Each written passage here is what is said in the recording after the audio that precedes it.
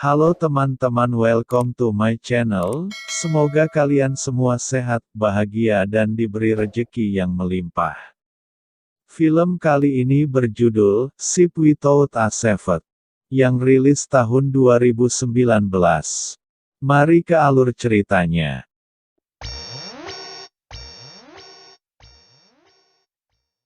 Film ini mengisahkan seorang ayah yang berusaha melindungi keluarganya. Suatu ketika, anak perempuannya dilecehkan teman pria yang baru dia kenal saat berada di acara perkemahan musim panas. Film diawali, seorang pria aktor utama dari film ini. Wiji, dia adalah ayah yang sangat bertanggung jawab melindungi istri dan anaknya. Wiji, setelah kerja dia pulang ke rumah, dan membawakan makanan untuk keluarganya. Saat sudah di meja makan, tak lama anaknya pulang dari sekolah, dia adalah Bingbing. Bingbing menanyakan surat persetujuan orang tua, untuk mengikuti perkemahan musim panas. Pada ibunya, Bingbing bertanya apakah sudah ditanda tangani. Ibu mengambil surat itu dan memberikan kepada Wiji, saat Wiji mau menandatangani. Ibu bilang bahwa biayanya $700. Wiji pun tak jadi menandatangani. Lalu, Bingbing ngambek dan pergi ke kamar. Malam harinya, saat Bingbing sudah tertidur, Wiji masuk kamar Bingbing dan meninggalkan surat yang sudah Wiji tanda tangani. Ayah yang baik kan teman-teman. Singkat cerita, Bingbing yang berada di perkemahan, bertemu dengan seorang pria, sebut saja dia Jono. Jono memberi minuman alkohol ke Bingbing, sebenarnya Bingbing ragu untuk meminum tapi apa boleh buat, soalnya enak. Hehehehehe.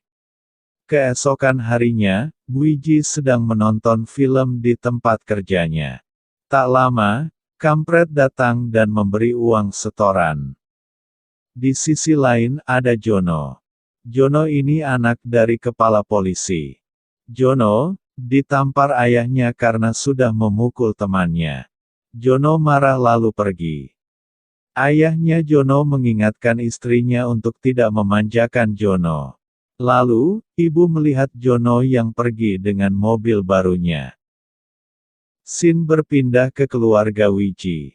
Saat di meja makan, Bingbing terlihat cemas dan tidak mau sarapan, Bingbing pun lalu pergi ke sekolah. Tak lama, Wiji mendapat telepon ada kerusakan pada peralatan jaringan hotel di Loa Batum. Saat Bingbing di jalan ada Jono yang menghampirinya. Jono memperlihatkan video Bingbing yang sedang ditanami benih oleh Jono.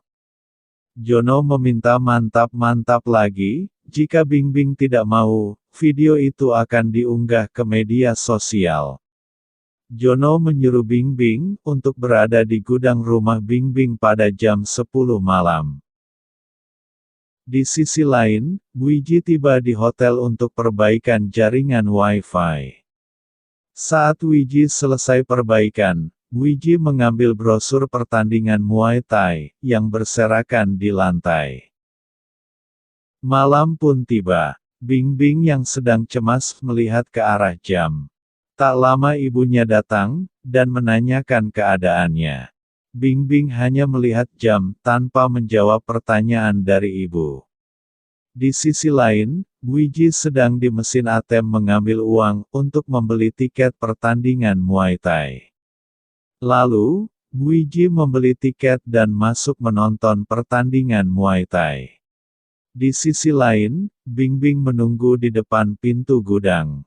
Tak lama, Jono datang, dan mereka masuk ke gudang. Saat di gudang, sudah ada ibu Bingbing yang menyalakan lampu di dalam. Lalu, Jono memperlihatkan video Bingbing ke ibunya. Ibunya pun lalu menamparkan Jono, seketika Jono membalas dengan tendangan halilintarnya. Saat Jono memukuli ibu Bingbing, kepala Jono dipukul dengan kayu oleh Bingbing. Jono pun mati. Ibu dan Bingbing merasa ketakutan. Ibu Bingbing lalu mengubur Jono di kuburan. Jasad Jono dikubur satu liang lahat bersama kuburan lama, agar tidak ketahuan bahwa ada kuburan baru. Di sisi lain, Wiji yang selalu menelpon ke rumah namun tak ada jawaban. Wiji merasa cemas, hingga akhirnya memutuskan untuk pulang. Wiji sampai di rumah, melihat Bingbing dan istrinya yang sedang ketakutan.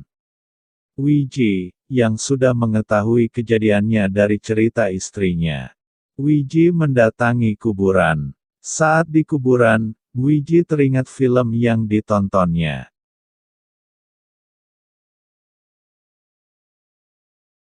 Keesokan harinya, Wiji membuang HP dan menenggelamkan mobil Jono.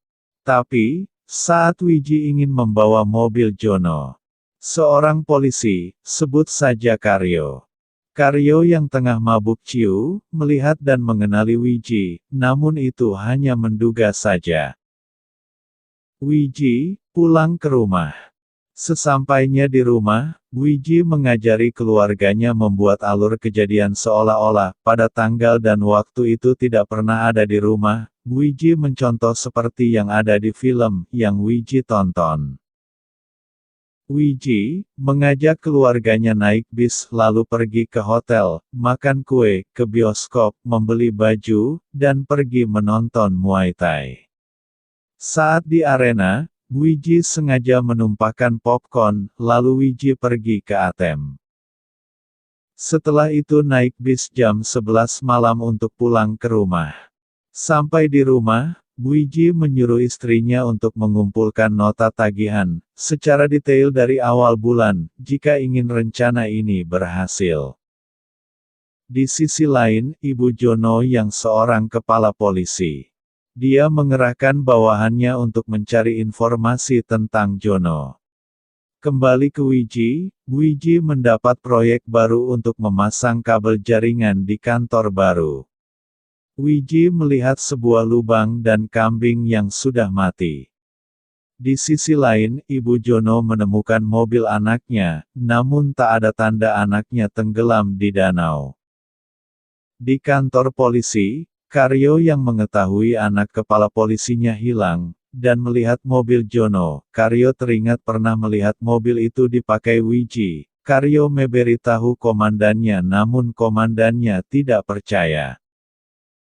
Scene berpindah ke Wiji yang sedang mengajari keluarganya, jika suatu saat nanti diinterogasi polisi.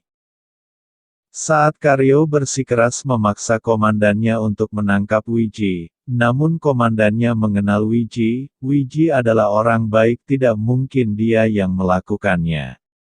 Tak lama, Karyo diberitahu. Jono pernah pergi ke perkemahan musim panas, bertemu seorang gadis, gadis itu putri Wiji. Bingbing didatangi polisi, di sekolahannya. Bingbing ditanya polisi tentang Jono. Seperti yang diajarkan Wiji. Bingbing berkata, tidak mengenalnya dan Bingbing hanya bertemu Jono saat di perkemahan saja, setelah itu tidak pernah bertemu lagi. Setelah itu, polisi mendatangi rumah Wiji, tak lama Wiji pulang, karena ditelepon Bingbing. Saat Wiji dan istrinya diinterogasi, Karyo berkata pasti Jono ada di balik hutan itu. Ibu langsung bilang bahwa pada saat tanggal 2 April mereka tak ada di rumah.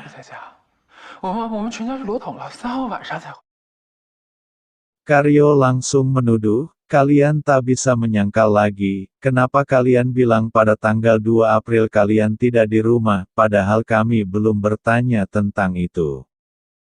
Lalu Wiji tertawa, Wiji bilang tadi Bingbing menelpon dan menceritakan apa yang sudah kalian pertanyakan. Dan Wiji bilang bahwa pada tanggal itu kami sekeluarga pergi ke kota naik delman istimewa. Wiji yang sedang makan, mendengar Karyo menceritakan tentang mobil kuning yang tenggelam sudah ditemukan. Mendengar hal itu, Wiji berhenti makan dengan wajah cemas. Di depan Wiji ada Ibu Jono, yang melihat wajah Wiji berubah cemas ketika mendengar cerita itu. Seketika, saat Wiji ingin pergi, Wiji langsung ditangkap.